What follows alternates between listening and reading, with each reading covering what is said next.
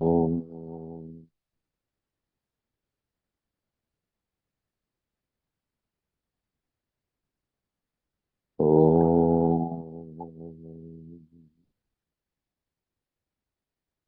ఓం శ్రీరామ శరణం మమ శ్రీరామ శరణం మమ శ్రీరామ శరణం మమ శ్రీరామ శరణం మమ శ్రీరామ శరణం మమ శ్రీరామ శరణం మమ శ్రీరామ శరణం మమ శ్రీరామ శరణం మమ శ్రీరామ శరణం మమ ఓం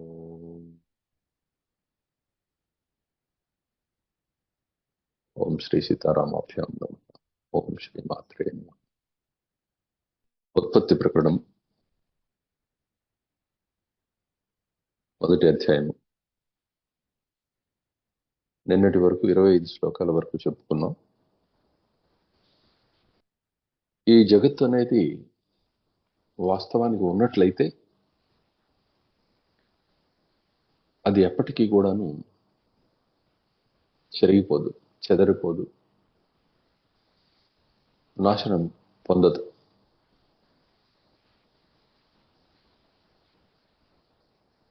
ఈ జగత్తు లేనిదైనప్పుడు ఇది కనబడడానికి గల కారణం ఏదైతే ఉన్నదో ఆ కారణం తప్ప, దాన్ని చూసేవాడు తప్ప మరొక కారణం ఉండడానికి వీరలేదు. కాబట్టి జగత్తు అన్యంగా తోస్తున్నప్పటికీ అది అన్యం కాదు అనే విషయాన్ని విచారణ ద్వారా గ్రహించాలి. ఏదైనా జరిగింది అంటే పుట్టినవాడికే వృద్ధి, క్షయాలు, మరణము, స్వర్గము, నరకము ఇత్యాది, పునర్జన్మము ఇత్యాది ఎట్లయితే ఉంటున్నాయో అదేవిధంగా అసలు పుట్టుకే లేని దానికి వృద్ధి, క్షయాలే కానీ, మరణం కానీ, మరొక గతిని పొందటం అనేది కానీ ఉండనే ఉండదు. ఎక్కడైతే మరొక వస్తువే సిద్ధించటం లేదో అక్కడ పరిణామ కారణమైన అన్యత్వం అనేది సిద్ధించని కారణం చేత, సహకారి కారణం అనేది సిద్ధించని కారణం చేత ఈ జగత్తు అనుభవానికి వస్తున్నప్పటికీ ఎవడు అనుభవిస్తున్నాడో అతడి కంటే అన్యమై ఉండటానికి వీలు లేదు. వస్తువు ఏదైతే ఉందో దాని యందే ఏ అనుభవం అయినా కలుగుతుంది, కానీ వస్తువు అవస్తువునందు ఎటువంటి అనుభూతి ఉండడానికి అవకాశం లేదు. అవస్తువు వంధ్యాపుత్రుని వంటిది, అవస్తువు అళీకం, అవస్తువు ఎండమావిలో జలం వంటిది, అవస్తువు ముత్యపు చెప్పలో వెండి వంటిది, అవస్తువు కుందేటి కొమ్ము వంటిది. ఈ మిథ్యాభూతమైన విషయాలు ఈ మిథ్యా జగత్తులో ఎలా అయితే మనకి మిథ్యను ప్రకటించడానికి ఉపయుక్తం అవుతూ ఉన్నాయో అదేవిధంగా ఇప్పుడు చెప్పిన ఈ మిథ్యా వస్తువు అని చెప్పబడేది ఎప్పటికీ అనుభవానికి వస్తూ ఉన్నది. కాబట్టి దీని గురించి చర్చిస్తూ ఉన్నాం తప్ప విచారణ చేసినప్పుడు అది వస్తువు కాదు అని చెప్పి తెలుస్తూ ఉన్నది. కాబట్టి మరి వస్తువు వలనే ఇది అనుభవానికి వస్తుంది అన్న విషయం కూడా తెలుస్తున్నది. కాబట్టి ఎవడు అనుభవిస్తూ ఉన్నాడో అతడు చేతన మాత్రుడు అనే విషయం కూడా తెలుస్తూ ఉన్నది. కాబట్టి చైతన్యమున అనేకత్వం అనేది అసంభవం. కాబట్టి ఈ జగత్తు లేదు అని చెప్పి సిద్ధిస్తూ ఉన్నది. కేవల చైతన్య మాత్రుడైన ఆ పురుషుడు ఎవడైతే ఉన్నాడో అతడు అన్యము, ఆటంకము లేని కారణం చేత దేనిని తలపోస్తే, దేనిని సంకల్పిస్తే దానిని పొందటానికి ఎటువంటి అభ్యంతరము లేదు, నిరాటంకంగా పొందగలడు. తాను సృష్టించిన దానికే తాను ముగ్ధుడు కాగలడు. తన వల్ల సృష్టించబడిన ఆ సంకల్పం ఏదైతే ఉన్నదో ఆ సంకల్పము దేని యందు సృష్టించబడినదో తత్స్వరూపమే ఉన్నది కాబట్టి అది పునఃసృష్టికారకంగా కనబడడానికి కూడా ఆశ్చర్యం లేదు. ఈ విధంగా ఈ జగత్తంతా కూడా వర్తిస్తూ ఉన్నది. తొట్టతొలి మాటల్లో బ్రహ్మము బ్రహ్మవాక్య మహావాక్య ప్రభావంతో తను తాను బ్రహ్మముగా తెలుసుకోవడం ఏదైతే ఉందో అదే ఈ జగత్తు, అదే ముక్తి, అదే మోక్షం అని చెప్పి ముందుగా చెప్పటం జరిగింది. కాబట్టి నాయన జగదృశ్యంతు యద్యస్తి నా సామ్యత్యేవ కస్యచిత్ నాసతో విద్యతే భావో నా భావో విద్యతే సతః. ఉన్నదిట్టు ఉంటుంది, అది ఎక్కడికి పోదు. దాన్ని మరణం పొందించడానికి మరొక కారణం అంటూ ఏమీ లేదు. అది కాల నిబద్ధమైనది కాదు. కారణం దానికి జననం లేదు కాబట్టి. జననం లేని చోట కాలం వర్తించదు. జననం ఉన్న చోటనే కాలం అనేది వర్తిస్తూ ఉంటుంది. కాలం అనేది చెప్పబడినప్పుడు కాలానికి ఆది అంతము ఉంటాయి. ఈ ఆది అంతము మధ్యలో అది ఆ అనుభవం అనేది లేకపోతే ఆ వస్తువు అనేది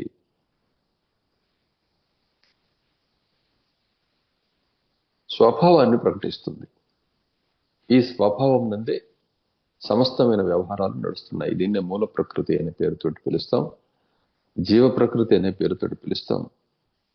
ఎక్కడికక్కడ విభాగ సహితమై ఉన్న నిర్విభాగమైనప్పటికీ విభాగ సహితమై అనుభూతికి అందుతూ ఉన్న వీటన్నిటి యందు ఆయా స్వభావాల అనుభవానికి వస్తూ సర్వ స్వభావాలు కూడా మూల స్వభావం నందు ఇమిడి ఉన్నాయి అనే సంగతిని మనం గుర్తించాలి. ఈ మూల స్వభావాన్ని చేరటానికి సర్వ స్వభావాలు నిత్య యత్నంలో ఉంటూ ఉన్నాయి. కానీ ఆ విధంగా మనకు తోచదు. ఈ మూల స్వభావాన్ని చేరటం కోసం చేసే ప్రయత్నమే లేకపోతే జరుగుతున్న సహజమైన ఆ ప్రక్రియ ఏదైతే ఉన్నదో అది అంటే పుట్టుకతోట వచ్చినది. ఆ ప్రక్రియని మనం కాలమని, దైవమని, విధి అని ఈ పేర్లతో పిలుస్తూ ఉన్నాం. కానీ ఇది మొదలవటానికి ముందు కానీ ఇది అంతమైన తర్వాత కానీ వస్తువు ఏది ఉన్నదో అదే ఉన్నది. దాని ఎందే సమస్తమైన భావనలు, అనుభూతులు కలుగుతూ ఉన్నాయి. ఈ అనుభూతులు దానికి అన్యం కాదు. ఇక అనుభూతి అనే దాన్ని ప్రత్యేకంగా తీసుకోవడానికి ఇక్కడ కుదరదు. అది ప్రత్యేకంగా ఎప్పుడూ కూడా నిలబడలేదు. స్వాప్నికుడు లేకుండా స్వప్నం లేదు. స్వప్నం లేకుండా తదంతర్గతమైన దృశ్యాలు లేవు. ఆ దృశ్యాలు ఆ భిన్నత్వం లేకుండా దాని యందు వ్యవహారం లేదు. వ్యవహారం లేకుండా పునఃకర్మ అనేది, పునఃఫలం అనేది లేనే లేదు. కానీ ఇవన్నీ కూడా లేనివి అయినప్పటికీ ఉన్నట్లుగా కనిపిస్తూ ఉన్నాయి. ఇదంతా కూడాను వస్తువునందు మాత్రమే సంభవం తప్ప అవస్తువునందు ఏదీ సంభవించదు. ఎందువలనంటే అవస్తువు అసలు సంభవమే కాలేదు కదా.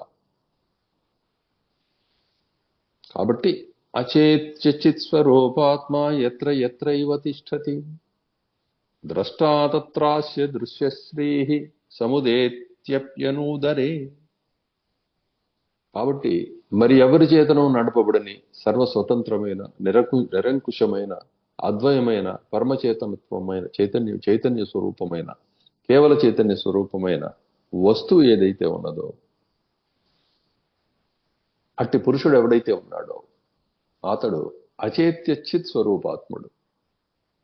ఎవరి చేతను నడపబడని స్వరూపమే ఆత్మగా కలిగిన వాడు, అంటే తానై ఉన్నవాడు.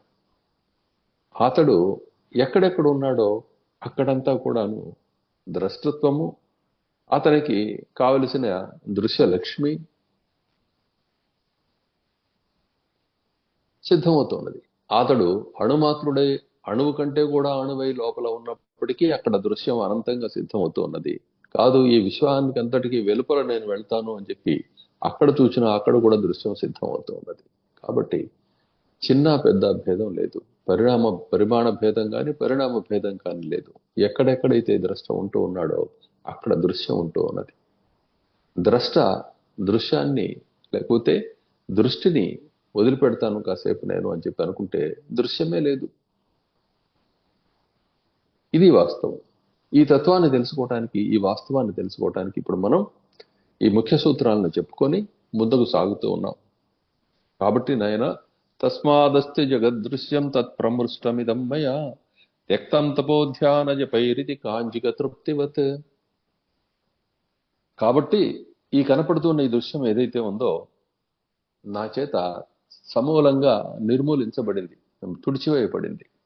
ఎలా తుడిచివేయబడిందంటే దీనికి తపస్సు, ధ్యానము, జపము ఇత్యాది ఉపకరణాలని నేను స్వీకరించి తపోవంతుడినై, ధ్యానపరుణ్ణై, జపపరుణ్ణై అలా కాలం గడుపుతూ దీని గురించి మాత్రమే నేను పని పూర్తి చేయటానికి నేను సిద్ధమై పని పూర్తి చేశాను తప్పితే అనవసరమైన ప్రేలాపనలతోటే అంతా భగవంతుడే, అంతా చైతన్యమే అనే పిచ్చి ఆలోచనలు మానేసి ఒట్టి పై మాటలు కట్టిపెట్టి ఒకే విచారణతో శాస్త్రీయమైన నా తండ్రి అయిన బ్రహ్మదేవుడు ఉపదేశించిన మార్గాన్ని ఆలంబనంగా చేసుకొని నేను మానస శుద్ధత్వాన్ని సంపాదించి క్రమంగా ఇదిగో ఈ జగదృశ్యాన్ని పూర్ణంగా చెరిపివేశాను. ఇప్పుడు నేను పిలిచినా అది రావడం లేదు. జగత్తు ఉంటుంది కానీ జగత్తులో బంధింపబడటం లేదు. కర్మ ఉంటుంది కానీ కర్మకి బాధ్యుడిని అవటం లేదు. కర్మ నిరంతరం అకర్మ అవుతూ ఉన్నది. అన్యం తోచని స్థితిలో చేసే వ్యవహారానికి ఫలితం తానే తప్ప అన్యం కాదు. బ్రహ్మార్పణం బ్రహ్మహవి బ్రహ్మాగ్నో బ్రహ్మణాహుతం బ్రహ్మైవ తేన గంతవ్యం బ్రహ్మ కర్మ సమాధిన. కాబట్టి నాయన సర్వము కూడా తత్ సత్ స్వరూపమే, చైతన్య స్వరూపమే, ఆనంద స్వరూపమే అని స్పష్టంగా అనుభవానికి వస్తూ ఉండగా నేను నిత్య చితానంద స్వరూపుణ్ణై, సత్స్వరూపుణ్ణై ఉంటూ ఉన్నాను. నాకిప్పుడు ఇటువంటి స్థితి కలగటానికి అభ్యాసాలు కారణం, విచారణ కారణం. విచారణని పొదునెక్కించేది అభ్యాసం, తపోధ్యాన జపాలు అనేవి. తపోధ్యాన జపాల యొక్క పరమ లక్ష్యాన్ని చేర్చటానికి విచారణ ఉపయోగపడుతూ ఉంటే, విచారణని పొదునెక్కించడానికి తపోధ్యాన జపాలు అనేవి ఉపయోగపడుతూ ఉన్నాయి. కాబట్టి ఆయన ఈ రెంటిని కూడా నీవు ఆశ్రయించవలసి ఉంది. ముఖ్యంగా విచారణను ఆశ్రయించవలసి ఉంది. విచారణయే తపస్సు, విచారణయే ధ్యానము, విచారణయే జపము.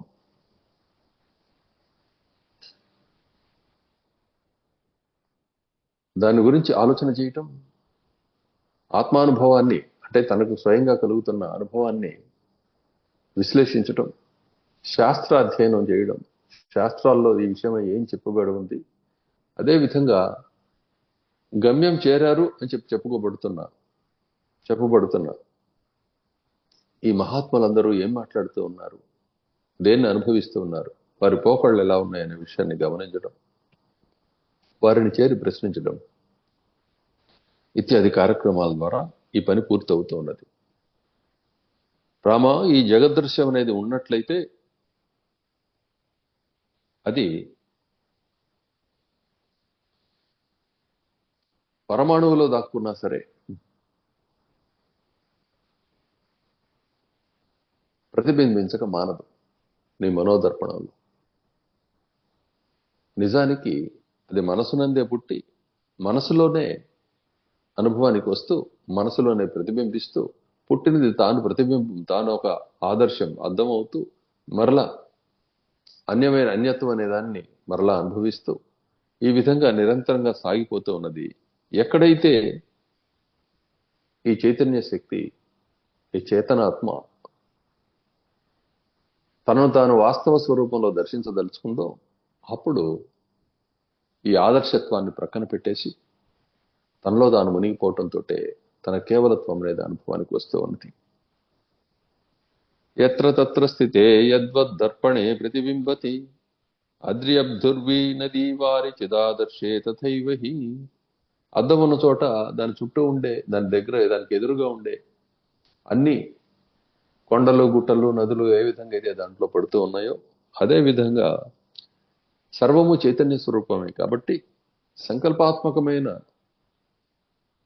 దృశ్యం ఏదైతే ఉందో ఈ దృశ్యము కూడాను లోపల చేతన స్వరూపమే కాబట్టి అది ఎక్కడెక్కడ ఉన్నా సరే దాని చుట్టూ దాని యందు సమస్తమైన దృశ్యము తిరిగి ప్రతిబింబించటం వల్ల అది దానిని విశ్వసించి దానిలోనే మునిగిపోయి ఆ బాధల్ని పొందుతూ లేకపోతే ఆ సుఖాల్ని దర్శిస్తూ ఆ ప్రయత్నాల్లోనే ఉంటూ చివరికి విచారణ అనే ఉత్తమోత్తమైన ఉపకరణాన్ని ఆశ్రయించి క్రమంగా తెలుసుకొని చూడటం మానుకొని తనలో తాను ప్రవేశిస్తూ ఉన్నది.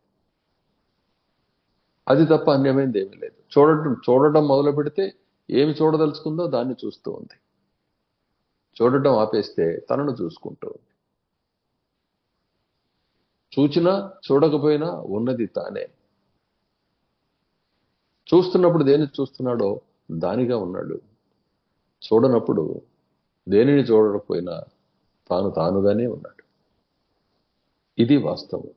తతస్తత్ర పునర్దుఃఖం జరామరణ జన్మని భావాభావ గృహోత్సర్గ స్థూల సూక్ష్మ చలాచల ఇదం ప్రమార్జితం దృశ్యం మయా చాత్రాహమాస్థితః ఏతదేవ అక్షయం బీజం సమాధో సంస్కృతి స్మృతేః సతిత్వస్మిన్ కుతో దృశ్యే నిర్వికల్ప సమాధిత సమాధో చేతనత్వం తు తుర్యం చాప్యుపపద్యతే.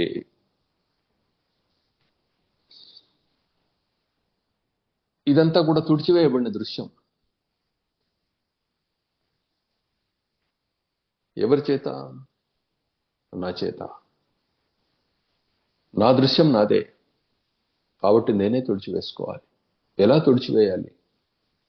తపస్సు, ధ్యానము, జపము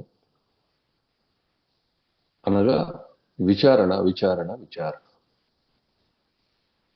విచారణకు అవసరమైన ఉపకరణాలు ఏవైతే ఉన్నాయో గురువు, శాస్త్రము, స్వప్రయత్నము, తోటి వారితోటి తత్సంబంధమైన సంభాషణము ఇత్యాది వీటి ద్వారా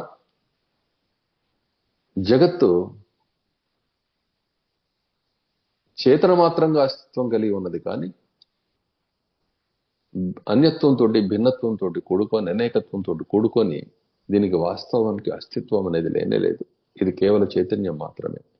స్వప్నం ఏ విధంగా మనసు మాత్రమే అయి ఉన్నదో అదే విధంగా ఈ జాగ్రత్త కూడా మనో మాత్రమే అయి ఉన్నది.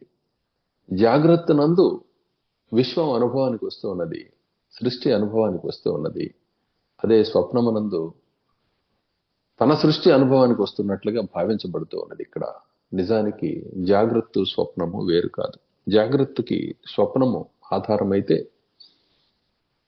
స్వప్న అంటే సంకల్పం ఆధారమైతే, నిద్రాస్థితిలో అంటే ఉన్న ఆ సంకల్పాలు ఏవైతే ఉన్నాయో దాన్నే స్వప్నం అనే పేరుతో చెప్తూ ఉన్నాం. ఆ స్వప్నాలు మరలా పునః జాగ్రత్తకు అవసరం అవుతూ ఉన్నాయి. దీనికి దృష్టాంతం ఏమిటంటే, స్వప్నంలో నువ్వు చూసిన దృశ్యాన్ని జాగ్రత్తలో స్మరించి ఆ అనుభూతిని పునః చూస్తూ ఉండటం అది ఇష్టమైనదే గాని అయిష్టమైనదే గాని. జాగ్రత్తలో ఏ దృశ్యమైతే గమనించగా ఆ కాలంతో పాటు దాటిపోతూ ఉండగా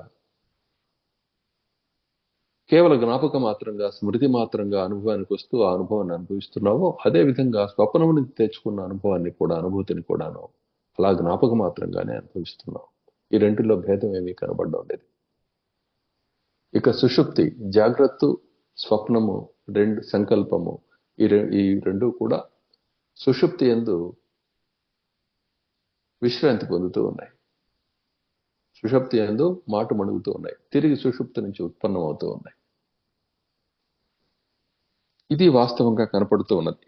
కానీ జాగ్రత్త నందు కానీ జాగ్రత్త నందు తపోధ్యాన జపాలనే వాటి ద్వారా ఈ జగదృశ్యం అనేది ఎటువంటిది అన్న దానిని విచారణ చేసి ఇది కేవలం మనో మాత్రమే, సంకల్పం మాత్రమే అనే విషయాన్ని గుర్తించి దాని యందు మరి ఉన్నది లేదు అనే భావాన్ని కూడా వదిలిపెట్టేసేసి నిరాసక్తత లేకపోతే ఆసక్తి అనే భావాలకు కూడా అతీతమైన కేవల ఈ భావాన్ని కనుక ఎప్పుడైతే పొందగలిగామో అప్పుడు ఇక ఈ జగదృశ్యం అంతా కూడాను తుడిచివేయబడుతూ ఉంది. అప్పుడు నీకు స్వప్నము కూడాను జ్ఞానవంతమే, జాగ్రత్త సంపూర్ణమైన సుజ్ఞాన నిర్మలమైన జ్ఞాన స్వరూపం అవుతుంది. ఈ కారణం చేత సుషుప్తిలోకి వెళ్ళినా, సుషుప్తి నుంచి బయటికి వచ్చిన అంటే జీవించి ఉన్న జీవితానుభవం కలుగుతున్న సమయంలో సుషుప్తిలోకి వెళ్ళేటప్పుడు జ్ఞాని అయి ప్రవేశిస్తూ ఉన్నాడు.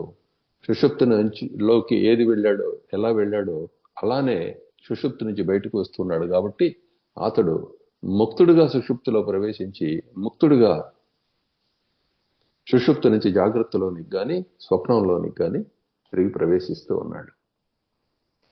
ఎంత కాలమైతే ఈ దృశ్యం అంటే ఈ జీవిత దృశ్యం అనేది అతనికి ఉంటూ ఉందో అంతకాలము అతడు జీవన్ముక్తుడని, తదుపరి అతడు విదేహముక్తుడని, కేవలుడని, పరమాత్మయని, భగవంతుడని, దేవుడని ఇత్యాది నామాలతోటి ఈ అవస్థల్లో ఉన్న సందర్భంలో అందరి చేత కూడాను ఆ కల్పితమైన నామంతో పలుకబడుతున్నాడు.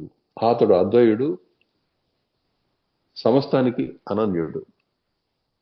కాబట్టి నాయన, ఈ విషయం ఏ విధంగా అయితే నేను సాధించానో నీవు కూడా ఆ విధంగానే సాధించవచ్చు. నీకు చాలా తేలికగా ఇది పని జరుగుతుంది. కాబట్టి జాగ్రత్తలోనే దేనినైనా సాధించాలి, జీవితంలోనే దేన్నైనా సాధించాలి. ఊరికే కళ్ళు మూసుకొని కూర్చుంటే పని కాదు. విచారణ చేయాలి. విచారణ చేసి కళ్ళు తెరిచి ఉండగానే దృశ్యాన్ని రూపం మాపాలి, తుడిచివేయాలి. ఎప్పుడైతే కంటికి ఎదురుగా ఉండే దృశ్యం తుడిచివేయబడిందో నీ మనసులో అప్పుడు లేనిదే. కాబట్టి నువ్వు స్వప్నంలో కూడాను ఎటువంటి భీతికి వీటికి గురి కాకుండా ఉంటావు, భ్రాంతికి గురి కాకుండా ఉంటావు. నీ స్వప్నము కోటి సూర్యుల ప్రకాశంతో ప్రకాశిస్తూ ఉంటుంది. నీకు అన్యం తోచదు. అక్కడ కూడా నీ సంకల్పాలన్నీ కూడాను అనన్య భావంతో కూడుకున్నవే కానీ మరొక పరాయి భావంతో కూరుకొని ఉండవు. కాబట్టి నీకు అక్కడ కర్మ అనేదే ఉదయించదు. కాబట్టి అంటే కర్మబంధం అనేది ఉదయించదు. కాబట్టి ఆ ఫలబంధం అనేది ఉదయించదు. కాబట్టి నీవు చేసేదంతా కూడా అకర్మ అవుతూ ఉన్నది. ఈ ఆకార్మిక స్థితియే ఆ బ్రాహ్మీ స్థితి. బ్రహ్మదేవుడు ఈ సృష్టిని అంతా చేస్తూ ఉన్నప్పటికీ కూడా ఆయన ఎట్లయితే ఇందులోని పాపపుణ్యాలకి, బంధానికి, మోక్షానికి అతీతుడో,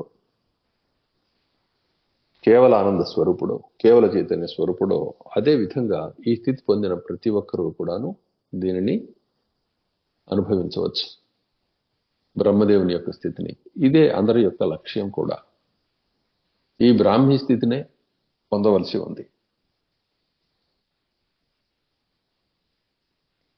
అలా కాకుండా నేను సమాధి అభ్యాసం చేస్తున్నాను అని చెప్పి సమాధిలో ప్రవేశించాను, మరలా విముఖుణ్ణయ్యాను, బయటకు వచ్చాను, బహిర్ముఖుణ్ణయ్యాను అని చెప్పి ఈ మాటల్లో పునః దృశ్యసిద్ధి ఉన్నది. కాబట్టి ఇది పూర్ణమైనది కాదు. ధ్యానం పేరుతోటి కాసేపు కూర్చొని ఆలోచనలు ప్రక్కకు పెట్టేసి నేను ధ్యానం చేశాను, సమాధిలో ప్రవేశించాను, ఇప్పుడు మరలా బయటకు వచ్చాను, కొంచెంసేపు మరలా ధ్యానానికి కూర్చుంటాను అనే ఈ మాటలన్నీ కూడా దిగువ స్థాయికి చెందినవి. తను తాను మోసం చేసుకునేవి, ఇతరులను మోసపుచ్చడానికి ఉపయోగపెట్టుకునేవి. దృశ్యాన్ని కళ్ళు తెరిచి తుడిచివేయాలి. జ్ఞాననేత్రాన్ని అలా తెరిచి ఉంచి దృశ్యాన్ని తుడిచివేయాలి. ఉత్తమమైన భావాలతోటి, జ్ఞానంతో కూడిన వాక్కుల ద్వారా జ్ఞానాన్ని వృద్ధి పొందించుకోవాలి. సత్సంగం అనే తపస్సు ద్వారా, సత్సంగం అనే జపం ద్వారా, సత్సంగ విషయాలనే జపం ద్వారా, సత్సంగం గురించే ఆలోచన చేస్తూ దాన్నే కోరుకుంటూ ఉండే ధ్యానం ద్వారా దీన్ని సాధించాలి. ఇదే తపస్సు, ఇదే జపము, ఇదే ధ్యానం. వీటన్నిటికీ మూల శక్తులుగా కనపడుతున్న జగత్తుకు అన్నిటికీ కూడాను ముఖ్య శక్తులుగా కనపడుతున్న వారిని ఆశ్రయించి పనిని సాధించాలి. నీవు గురువుని ఆశ్రయించి ఎట్లయితే పనిని సాధిస్తూ ఉన్నావో అదేవిధంగా జగద్గురువులైన ఆ పెద్దలు ఎవరైతే ఉన్నారో, బ్రహ్మ విష్ణు మహేశ్వరులు, వారిలో ఎవరినైనా కానీ ముగ్గురిని కానీ ఆశ్రయించి ఏకకాలంలో ఆశ్రయించి పనిని సాధించుకోవాలి. అలా ఆశ్రయించిన క్రమంలో వారు ముగ్గురు గురు రూపులై ఉన్నారు. కాబట్టి గురువుని ఆశ్రయించి పని సాధించుకోవాలి. గురు రూపధ్యానం, నామధ్యానం, గురు ఉపది గురుపదిష్ట వాక్య ధ్యానం, వాక్య మననము అనే దాని ద్వారా గురువు పూజింపబడుతూ ఉన్నాడు. కాబట్టి నాయన, ఈ విధంగా నీవు ఈ తపస్సు, జపము, ధ్యానము అనే వీటిని దర్శించాలి, ఆచరించాలి. అదేవిధంగా అవసరమైన ఆ మహాఫలాన్ని పొందాలి. జగదృశ్యం ఈ జీవితంలో మార్చిపోకపోయినట్లయితే ఆ దృశ్యం మరలా మరొక జీవితమే కాబట్టి మిగిలిపోయిన దృశ్యం, అక్కడ మరలా ఈ పని పూర్తి చేసుకోవాల్సి ఉంటుంది. అంతేగాని దీనిని ఎవడో తీసుకొచ్చి ఇస్తాడు, ఎవడో ముక్తినిస్తాడు అనేది భ్రాంతి. ఒకవేళ ఆ విధంగానే హరిముక్తినిచ్చారు, హరుడు ముక్తినిచ్చాడు, లేదు బ్రహ్మదేవుడు ముక్తినిచ్చాడు అని చెప్పి నువ్వు భావించినా వారి యొక్క ఆ వరానికి, ఆ ప్రసాదానికి కారణం నీ ప్రయత్నమే. దారిని పోయే ఎవరిని వాళ్ళు అలా చూడడం లేదు, వారికి ఇవ్వడం లేదు. ఎవరు తపస్సు చేశారో వారికి వరం, ఎవరు అపరాధం చేశారో వారికి శాపం. కాబట్టి ఉత్తమోత్తమైన ప్రయత్నం ద్వారా ఈ పని పూర్తి చేసుకోవాలి. కాబట్టి నిర్వికల్పమైన సమాధిలో ప్రవేశించడం ఏదైతే ఉందో అది జాగ్రత్త అవస్థలోనే జరుగుతుంది. అది తురియం అనేది జాగ్రత్తలోనే అనుభవించబడుతుంది. అది స్వప్నంలోనో సుషుప్తిలోనో కళ్ళు మూసుకొని ఈ శరీరాన్ని కట్టిపడవేసి కూర్చోబెట్టిన దీంట్లోనో కనపడేది కాదది. అది హఠం ద్వారా కొంతసేపు ఉన్నప్పటికీ, అటువంటి అనుభూతి ఉన్నట్లుగా అనిపించినప్పటికీ మూల అజ్ఞానం నశించలేదు. కాబట్టి పునఃసృష్టి రావటానికి సెకండులో 1,00,000వ వంతు కాలం కూడా ఎక్కువే. ఎప్పుడు సృష్టి కనపడుతుందో అప్పుడు నీకు దానితో వ్యవహారం ఉంటుంది. వ్యవహారం వల్ల ఫలం ఉంటుంది. ఫలము నీ జీవిత రూపమై ఉంటుంది. అదే నీ మనస్సు అయి ఉంటుంది. ఈ విధంగా నిరంతరం ఈ బంధానుభవం అనేది కలుగుతుంది. ఇప్పుడు మనం బంధం గురించి చర్చించుకుంటున్నాం. ముందు నీకు బంధ స్వరూపాన్ని చెప్పి ఆ తర్వాత మోక్ష స్వరూపాన్ని వర్ణించడం జరుగుతున్నది. నిజానికి హళిక వస్తువుల గురించి మనం మాట్లాడుకుంటున్నాం. బంధ మోక్షాలు నిజానికి లేవు. కానీ ఆ మొక్క తర్వాత నువ్వు వింటావు, మళ్ళీ అక్కడ నీకు అర్థం అవుతుంది. ఇప్పుడు మాత్రం బంధమోక్షాలు లేవని చెప్పి విరమించి వెళ్ళిపోకూడదు. పని పూర్తయ్యేదాకా పని చేసుకోవాలి. ముందే తెలియజేయటం పద్ధతి కాబట్టి నీకు ముందే తెలియజేస్తున్నాను అంతే.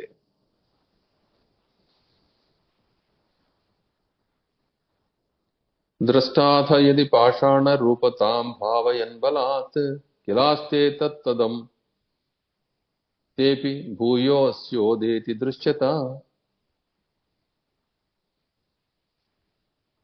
ఇక్కడ సమాధి నుంచి బహిర్ముఖత్వము అనే దాని గురించి చెబుతూ నీకు ఈ శ్లోకం చెప్పడం జరుగుతున్నది.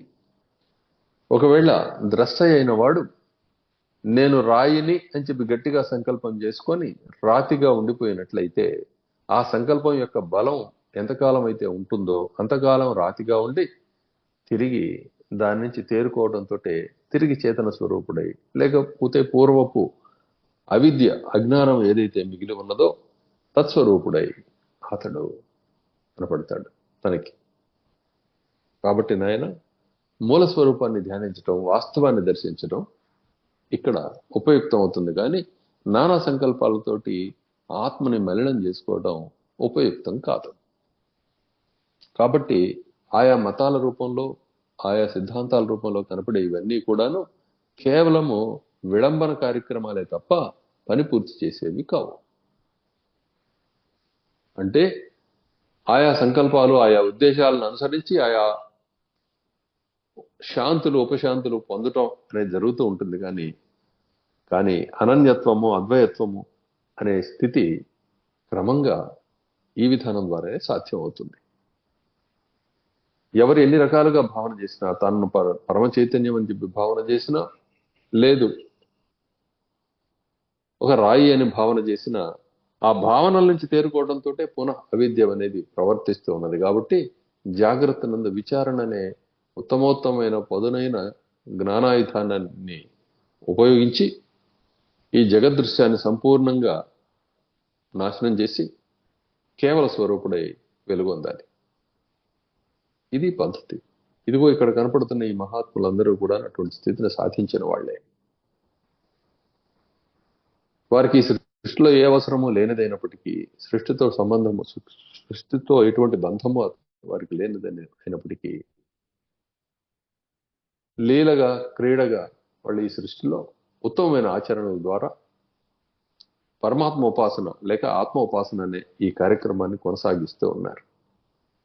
నేను నా తండ్రి నన్ను సృష్టించిన ఏ స్వభావం అయితే ఉందో ఆ స్వభావంతో నేను వర్తిస్తూ ఉన్నాను. ఇది నా సహజమైన స్థితి కాబట్టి ఈ గురుత్వము, ఈ ఇక్ష్వాకు కుల గురుత్వము నీకు నేను ఇప్పుడు బోధ చేయటము, ఇది అంతా కూడాను అందరికీ చేరడము.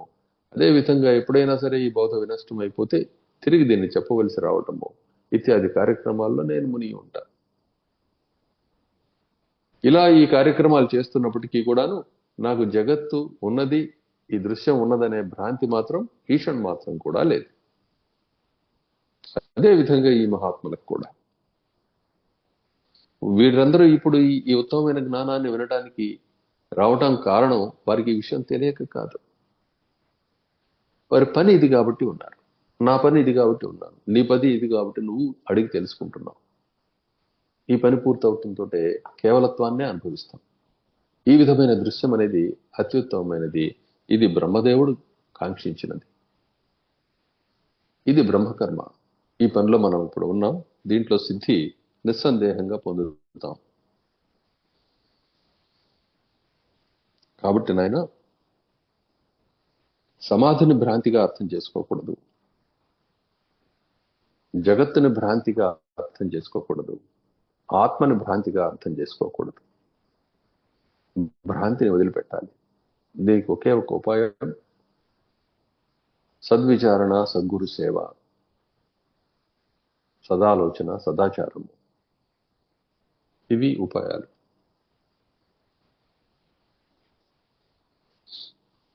కాబట్టి ఇప్పుడు చెప్పిన మాటలను బట్టి ఈ దృశ్యం సత్యం గనక అయినట్లయితే, అసలు ఉండటం, దీనికి అస్తిత్వం గనక ఉన్నట్లయితే దీన్ని ఎప్పటికీ మనం తీసివేయలేం.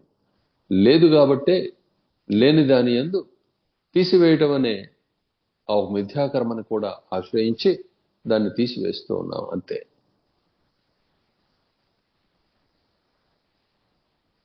ఈ విషయాన్ని కూడా తస్మాద్యదీదం సదృశ్యం తన్న శామ్యేత్ కదాచన శామ్యేత్ తపోజప ధ్యానైర్ దృశ్యమిత్యజ్ఞ కల్పన. కాబట్టి లేని భూషివాణ్ణి లేని మంత్రంతో ఎలా అయితే దూరంగా నెడతామో, లేని పాముని లేని సాధనంతో ఎలా అయితే సాధిస్తామో, అంటే అదుపు చేస్తామో, అదే విధంగా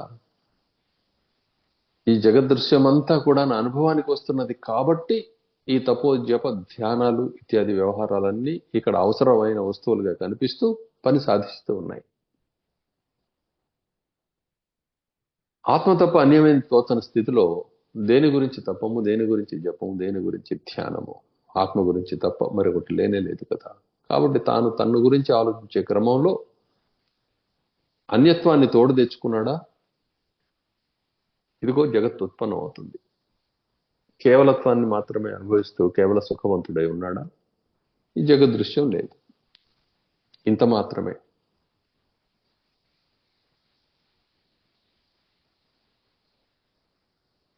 ఆలీనవల్లరి రూపం యథా పద్మాక్షకోటరే ఆస్తే కమలని బీజం తథా ద్రష్టరి దృశ్యథీహి. ఏ విధంగా అయితే జనించబోయే వృక్షము బీజమునందు, జనించబోయే తీగ బీజమునందు, జనించబోయే పద్మలత బీజమునందు నిక్షిప్తమై ఉన్నదో, అదే విధంగా జీవుని ధీశక్తి అనే దాని యందు ఈ దృశ్యం అంతా కూడాను నిక్షిప్తమై ఉన్నది. అది దృశ్యంగా ఆవిర్భావం అవుతూ ఉన్నది.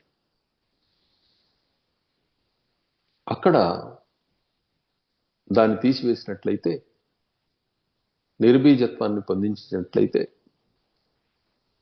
అక్కడ అవిద్య అనే ఆ కారణాన్ని రూపుమాపినట్లయితే మరి ఈ జగల్లత అనేది విజృంభించడం అనేది ఉండదు. జగత్ అనుభవానికి వస్తున్నప్పటికీ అది నీకు నిరాటంకం అవుతుందే తప్ప ఆటంకం కాదు. యథారస పదార్థేషు యథా తైలం తిలాదిషు కుసుమేషు యథామోద తథా ద్రష్టరి దృశ్యథీ. ఏ విధంగా అయితే సమస్తమైన పదార్థాలు కూడాను రసయుక్తాలై ఉన్నాయో, అంటే ఒక భావాన్ని దేన్నైతే తెలియజేస్తూ ఉన్నాయో, అదే విధంగా తిలలో ఆదిగా గలిగిన నూనె గింజల్లో నూనె ఎలా అయితే ఉంటుందో, పువ్వులలో ఆ సుగంధం పరిమళం ఎలా అయితే ఉంటుందో, అదేవిధంగా ద్రష్ట యందు దృశ్య జ్ఞానం అనేది ఉన్నది. ఈ దృశ్య జ్ఞానం లోపల ఉన్నంతసేపు దృశ్యం ఉత్పన్నం అవుతూనే ఉంటుంది. దృశ్యం ఆత్మగా, దృశ్య జ్ఞానం అనేది ఆత్మజ్ఞానంగా పరిణమించినప్పుడు ఆత్మోదయమే తప్ప అన్యోదయం అనేది ఉండదు. అన్యోదయమే దృశ్యము జగత్తు, ఆత్మోదయమే కైవల్యం.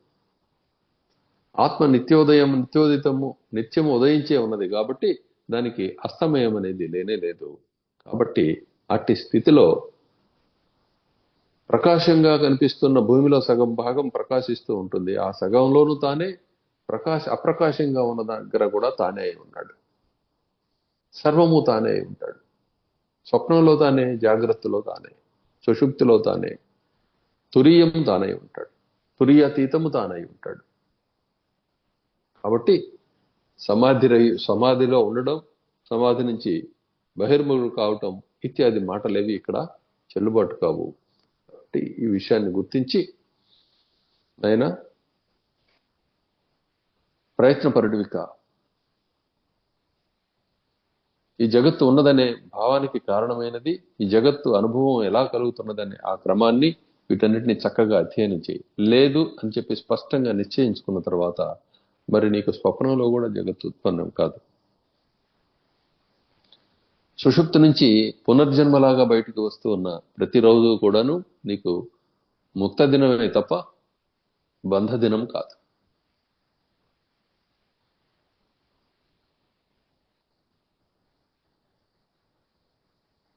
కాబట్టి ఇదంతా కూడా నీ సంకల్పంలో కనపడే దృశ్యం లాంటిది, లేతే నీ స్వప్నంలో కనపడే దృశ్యం లాంటిది. స్వప్నంలో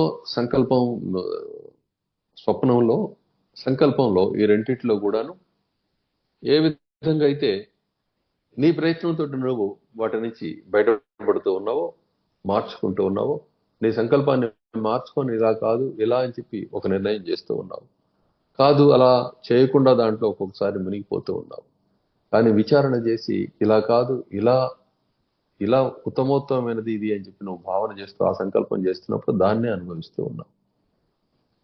ఏ భావాల్ని నీ సంకల్పంలో అనుమతిస్తూ ఉన్నావో ఆయా రసాలే నీకు అనుభవానికి వస్తూ ఉన్నాయి, ఆయా అనుభూతులే నీకు కలుగుతూ ఉన్నాయి.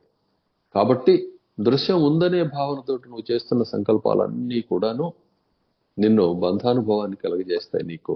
అలా కాకుండా సర్వము ఒకటే, కేవల చైతన్య స్వరూపం అనే దీనితోటి సద్విచారణతోటి అటువంటి ప్రయత్నం ద్వారా నువ్వు చేసే సంకల్పాలన్నిటి యందు కూడా నీకు ఆత్మానుభవానికి అవసరమైన స్థితియే కలుగుతూ ఉంటుంది. కాబట్టి క్రమంగా ఈ జగదృశ్యం అనేది నీలో మాయమవుతుంది. నీలో మాయమైన దృశ్యం బయట ఎప్పుడు ఎక్కడా ఏమీ లేదు.